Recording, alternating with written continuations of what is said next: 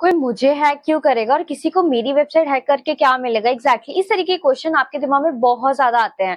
और इससे भी एक हाई लेवल वाले भी ये भी आते हैं आपके दिमाग में कि यार मेरा बिजनेस इतना बड़ा भी नहीं है, जस्ट एक स्टार्टअप है, या आप कोई सर्विस प्रोवाइडर हो, या एक छोटा सा ई कॉमर्स स्टोर है, तो हैकर्स को आपकी वेबसाइट हैक करके क्या ही मिल जाएगा? और वो दुनिया में करोड़ों वेबसाइट्स है, और उन सबको छोड़ के वो आप ही की वेबसाइट को क्यों टारगेट करेगा? आपको कोई तो जानता भी नहीं है, आपके वेबसाइट पे तो ट्रैफिक भी नहीं आता, इवन आज के आज ही आपने वेबसाइट बनाई है।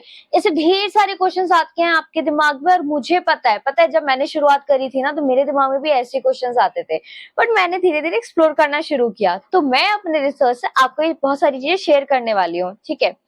तो हे गाइस, मैं हूं आकांक्षा प्रिया, और इस सीरीज में हम ये सब कुछ डिस्कस करने वाले हैं कि एक हैकर का क्या माइंडसेट होता है किसी भी एक पर्टिकुलर वेबसाइट को टारगेट करते टाइम, या फिर वो टारगेट कैसे करते हैं। तो क्या होता है कि मैं बहुत ज्यादा लेंदी नहीं लूंगी, एंड यस एग्जैक्टली, आप मेरे वीडियो को लाइक शेयर एंड सब्सक्राइब पहले ही कर दे, मैं पहले बोल रही हूँ, एंड आप बेल आइकन पे भी प्रेस कर दे, सो दैट कि नेक्स्ट वीडियो जब भी आए तो you will get notify immediately. Okay, so hackers क्या करते हैं, उनके पास ना कुछ टूल्स होते हैं, जैसे शोडेन, ब्लू आई, सिंसेस, ऐसे काफी ज्यादा टूल्स हैं। उस टूल पे बस उन्हें लिखना होता है वेबसाइट का एक पर्टिकुलर प्रॉम्प्ट। जो साइबर सिक्योरिटी इंजीनियर्स यहाँ पे ऑलरेडी मेरी वीडियो को देख रहे हैं, और उन्होंने शोडेन का नाम तो ऑब्वियसली सुना होगा। ओके, तो इस तरीके के ना कुछ टूल्स होते हैं।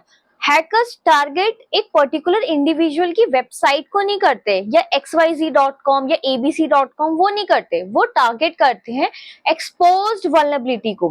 अगर कोई मार्केट में एक न्यू वल्नरेबिलिटी आई है वर्डप्रेस 5.7 में, ठीक है, वर्डप्रेस 5.7 में अगर कोई वल्नरेबिलिटी आई है, तो हैकर्स टारगेट करेंगे इंडिया में, लोकेशन इंडिया एंड वर्डप्रेस 5.7। तो उन्हें रिजल्ट चाहिए। They want the list of all website whose website is working on WordPress 5.7, okay, location in India.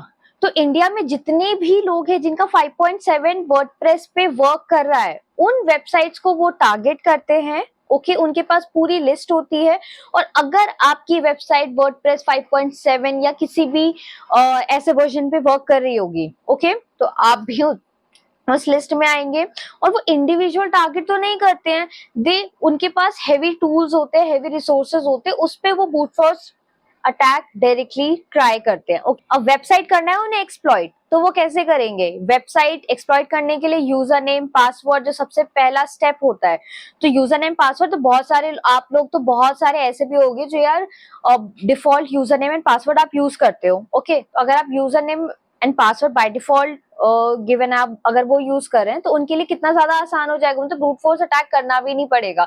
या फिर इजी गेसेबल पासवर्ड्स होते हैं, sometime we use domain name as the user name and the password as well. Okay, तो उनके लिए वो चीजें भी आसान हो जाती हैं। आपके पास डेटाबेस कनेक्टिविटी होती है। ओके, अब वो क्या कर सकते हैं, वेबसाइट आपके टारगेट करके कुछ चीजें कर सकते हैं। अगर आप ई कॉमर्स स्टोर रन कर रहे हैं, तो आपका जो अगर आप ई कॉमर्स स्टोर रन कर रहे हैं, तो आपकी जो पेमेंट गेटवे है, they can change the payment gateway, और जो पेमेंट गेटवे पे कलेक्शन आपको मिलता है वो कलेक्शन वो रिट्रीव कर सकते हैं, नंबर 1।